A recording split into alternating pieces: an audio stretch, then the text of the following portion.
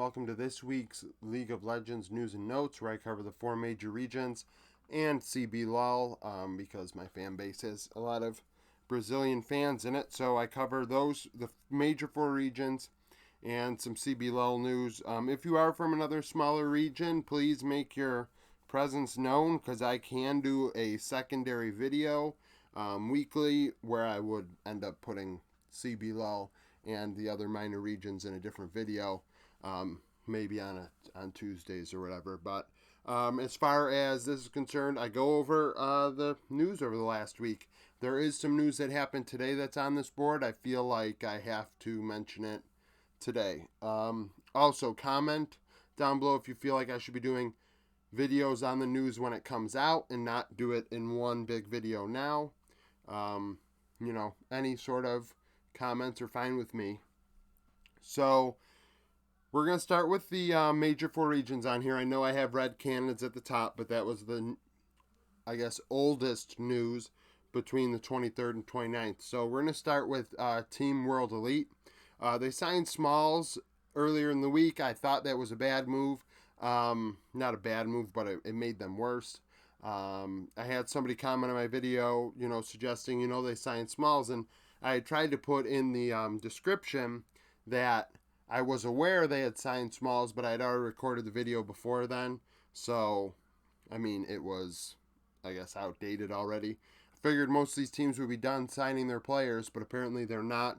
I know that in Brazil right now there's a lot of open slots for players, so that is something different. But as far as the major regions are concerned, every roster looks filled out, but teams are still making moves, as you can see here.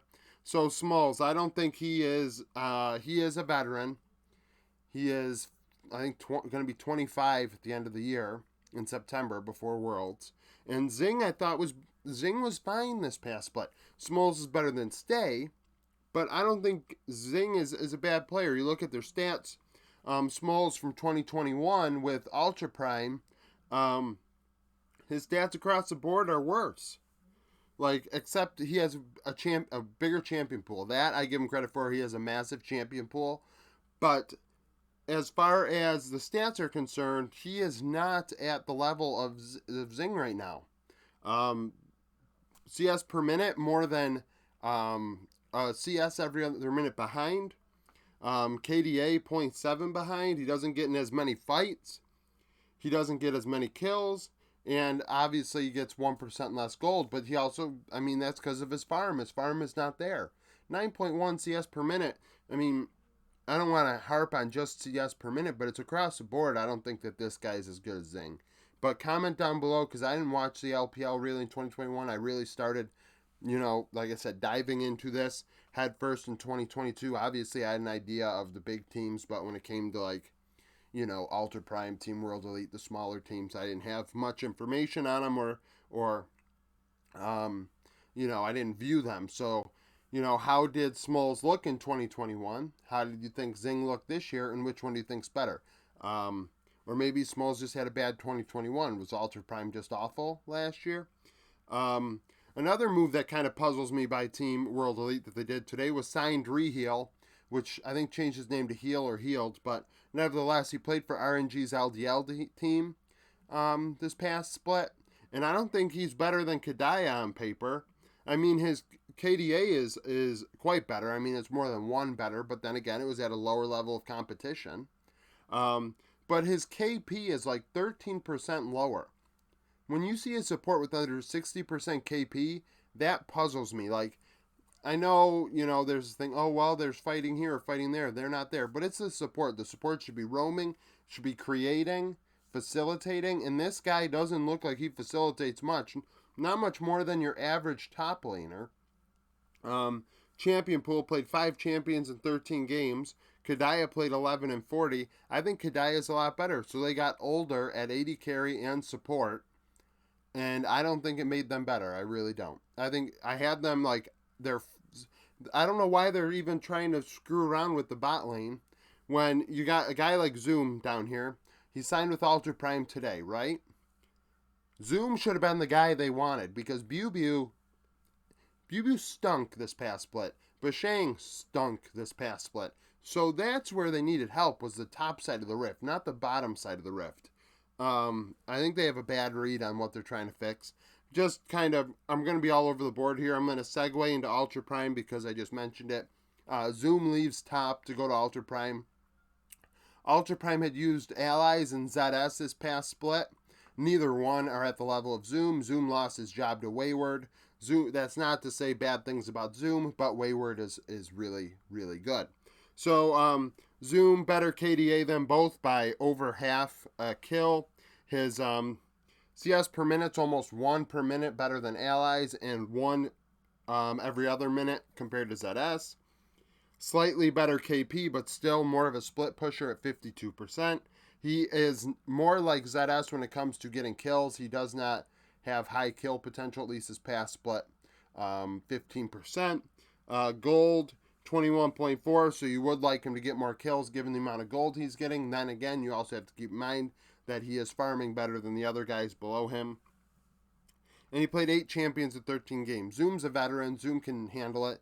This is an improvement by Ultra Prime, in my opinion. Maybe this frees up a guy that Team We can look at. I mean, or somebody else, because I doubt they carry 3 top laners, but I think this was a good move. Continuing to go all over the board, we're going to go to Dignitas next. I don't normally put Academy stuff on here. I really don't. I'm not going to go into the weeds about Academy. But this, I feel like, affects the main roster. So they signed Hoon, which is a Korean import that was playing in the TCL this past split. And they signed Insanity, which was on 100 Thieves' next roster. And Insanity has played a little bit of LCS. But the weird thing is, so the way I look at this is, why did you sign Hoon? You can't do anything with Hoon, because you have River and Blue. And then I thought, well, they signed Insanity. Are they thinking if they have to go with Hoon Insanity instead of Gamsu Blue? And if that's the case, I think that they're just getting worse. They're continuing to get worse. Blue is a great laner. I don't think he's getting enough credit. He had 9.5 CS per minute this past split. Laning against LCS mid laners, he was out farming them all. He was out playing them in lane. And comparing him to Insanity, he had better KP than Insanity at a higher, much higher level, because Insanity is not even playing in Academy. He's playing in the circuit qualifiers against amateurs and college teams and stuff. Maybe his kill potential isn't quite there, but he's out farming them. He's getting into slightly more fights. The gold is similar, and his champion pool is bigger. I mean, I don't know what if they end up trying to go with Insanity Hoon, River might, if I'm River, I say, PSG, do you really want to keep going with Juhan? Because I'm available. Because this is just an awful idea.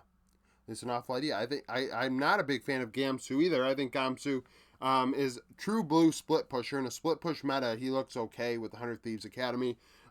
We've went over him before, but 8.31 CS per minute, which was better than Hoon. Hoon was in the TCL, though, with 5 Ronin. So you could argue that the TCL is probably in between the level of LCS and Academy, somewhere in the middle there. But also split pusher, 52%, just not as hardcore as Gamsu, who really did not get into much at all. And we also have to keep in mind, Gamsu's like old by these standards. Like, he's 27. I mean, there are a few old grandpas playing. I'd be a grandpa if I'm playing. But the fact is, like, when you have a 22-year-old and a 27-year-old, I mean, do you have hands still? 6% less kill share, and a smaller champion pool. Like, I don't like what Dignitas did, or I don't like what I see Dignitas doing. I like the idea that that Gamsu is not probably like who you should invest in top. You should probably think of another option. But the writing on the wall for mid lane to offset that is really questionable. I think Blue is maybe the most underrated player. Do I want to say this? He might be the most underrated player in the LCS right now. because I don't think anybody's talking about him as a top, 3-4 mid laner, but he lanes like one. So now on to the CBLOL news. Red signed Boal. I'm going to go with Boal. That's how I'm pronouncing it, like full in English.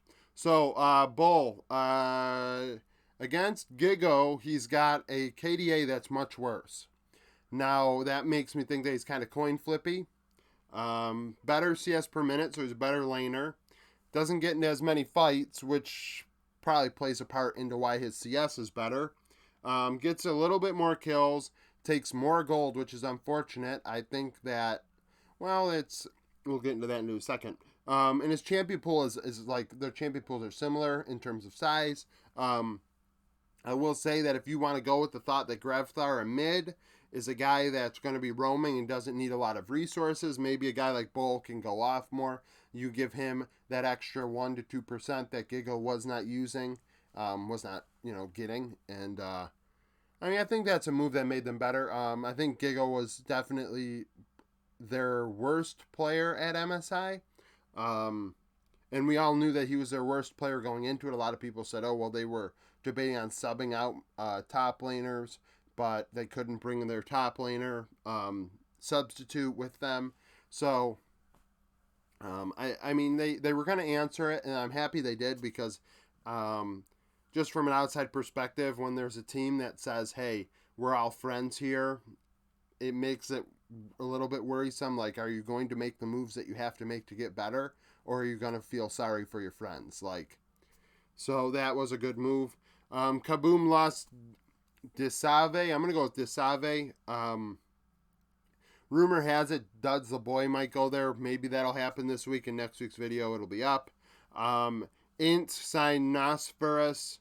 I don't think Nosferus is any better than Kick. Actually, I think Kick is a lot better than him, but I don't watch the CBLOL. I don't watch Brazil's regular season game. So actually, comment down below. How did you think Boal looked with his team? I did not write it down. Flamingo. I think he was with Flamingo. How did Nosferus look with Natshu Miners last year? His CS per minute's pretty bad at 7. He played in 6 games, so he wasn't even their main guy. Borderline Academy mid laner. I don't know why they did that. I don't think that makes them better. They had 2 different mid laners to begin with, and then they signed this guy. I don't know why. I didn't write down that they brought up their top laner or bot laner and support or whatever from Academy. I'm pretty sure their support was a coach that was retired, so I think that team is in the dirt right now. And then we look at Loud. Loud signs Croc. There was a rumor that they might go with Croc. Tay was out. Croc provides a lot more of a carry potential from what the stats say. Comment down below. What do you think of Croc versus Tay? KP is slightly higher. Farm is slightly better, but also has 6% more kill share. 26% kill share is like secondary carry numbers. So Croc was clearly a secondary carry on Natshu Miners this past split, at least based on that. And champion pool is bigger than Tay. I believe Tay might be a converted top laner or something, so really I can't blame him too much. But yeah, so that's the news and notes for this week. Comment down below, like I said, over many different things. Whether you're from a smaller region I didn't mention on here, do you want videos on your region like this, where I can just combine Brazil with you guys in a second video? Comment down below if you watch these players from Brazil, or in the case of Smlz last year, I haven't watched him play. Is he any good? He doesn't look as good as Zing on paper. But yeah, so comment down below, subscribe to the channel for daily League of Legends content. I'm doing my LPL previews still. There's a few left. I'm going to start filming my LCK ones now. I'm going to do my smaller region videos. The problem is, obviously, some smaller regions are not done. I know I got to get the OATS video out, the LCO video, Australia video out soon, because I think they start like mid next week or something, or maybe on this weekend.